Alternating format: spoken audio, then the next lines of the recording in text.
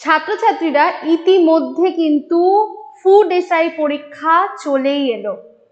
আগামীকাল তোমরা যারা যারা পরীক্ষা দিতে যাবে, আগামীকাল এবং আগামী পরশু তোমাদের জন্য বলছি প্রত্যেকে মাথা ঠান্ডা করে পরীক্ষা দেবে।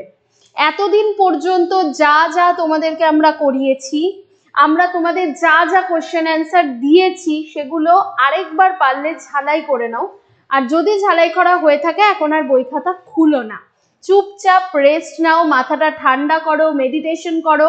কালকের পরীক্ষা প্রত্যেকের অবশ্যই ভালো হবে, যাদের পরশু পরীক্ষা আছে তাদেরও কিন্তু অবশ্যই ভালো হবে। আমি বিশ্বাস রাখি তোমাদের ওপর, কারণ আমি জানি তোমরা নোট স্টাডির ছাত্রছাত্রী এবং নোট স্টাডির ছাত্রছাত্রীরা কিন্তু সফল হয়, সফল হবেই।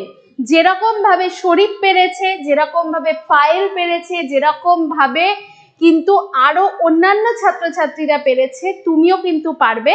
অবশ্যই পরীক্ষার পরে আমাদেরকে জানাবে যে কিরকম হলো তোমাদের পরীক্ষা। Best of luck.